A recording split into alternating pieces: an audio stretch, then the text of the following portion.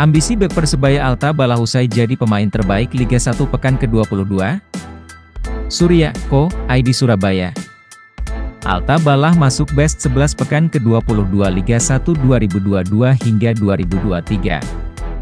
Anak dari ex-pemain asing Persebaya ini juga dinobatkan sebagai pemain muda terbaik pekan ke-22, yakni Alta Bala. Penghargaan ini menjadi yang kedua secara beruntun bagi sang pemain, usai di pekan ke-21 juga mendapatkan penghargaan yang serupa. Alta Bala, bek kiri Persebaya ikut mencatatkan namanya di papan skor saat Persebaya kandaskan Borneo FC 3-2, Jumat 3 Januari lalu. 3 gol kemenangan Persebaya salah satu golnya dicetak Alta Bala menit 83. Alta Bala persembahkan gol perdana ini untuk semua pihak, termasuk bonek.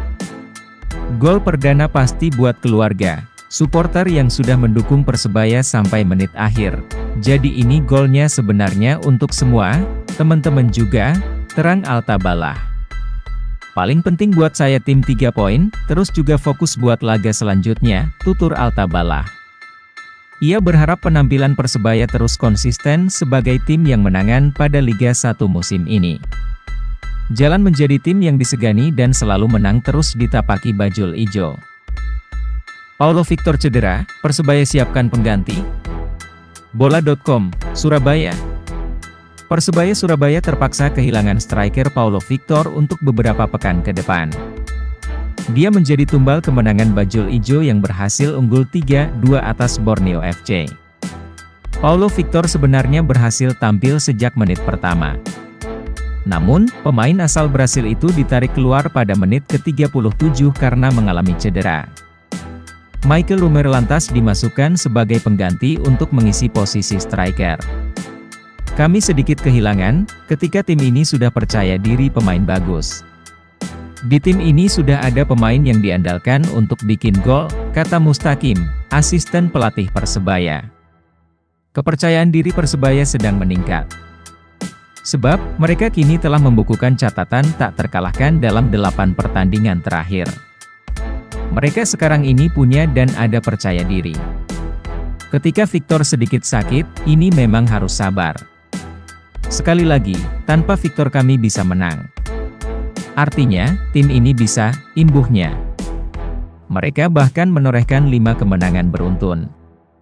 Hebatnya, tim bajul ijo juga selalu menang dalam 4 laga putaran kedua.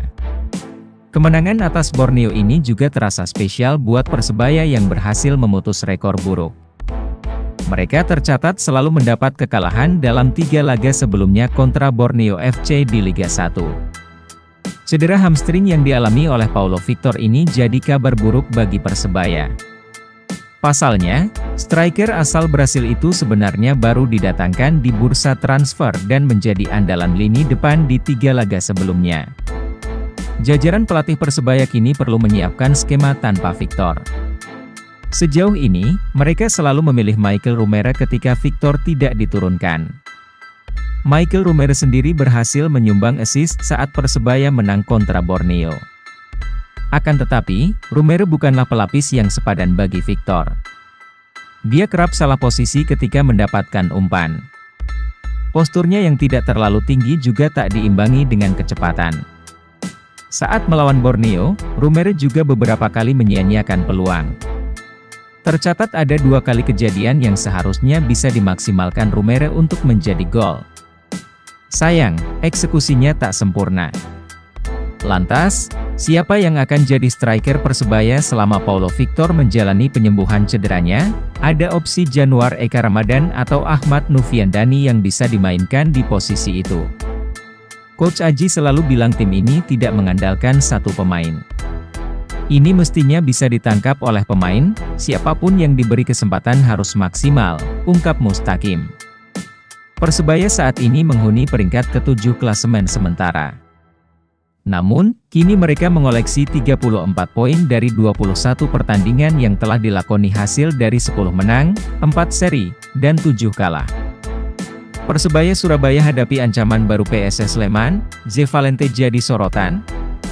Tribunjateng.com Persebaya Surabaya tidak bertanding di pekan 23 Liga 1 2022-2023. Laga versus PSIS Semarang dipastikan ditunda karena faktor keamanan.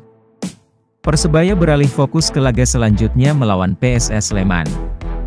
Laga Persebaya Surabaya versus PSS Sleman ini akan digelar pada Senin, 13 Februari 2023, mendatang. Jelang pertandingan, sorotan tertuju pada gelandang anyar Persebaya yaitu Zevalente. Pemain berusia 28 tahun itu adalah pemain PSS Sleman di putaran pertama. Total 14 pertandingan, 2 assist ditorehkan oleh Zevalente untuk Super Elja. Zevalente kemudian hijrah ke Persebaya Surabaya di putaran kedua. Sejauh ini, gelandang asal Portugal itu berkontribusi positif dalam performa Bajul Ijo, yang mendapatkan 5 kemenangan secara beruntun. Total 2 assist ia torehkan bersama Persebaya dalam 4 pertandingan yang telah dilakoni. Reuni melawan PSS Sleman tentu jadi agenda yang patut disaksikan. Apakah Zevalente mampu membuktikan kualitasnya saat melawan rekannya? Atau justru Super Elja yang kali ini mampu menumbangkan Persebaya? Menarik untuk kita tunggu, gimana menurut kalian dulur bonek? Tulis di komentar ya.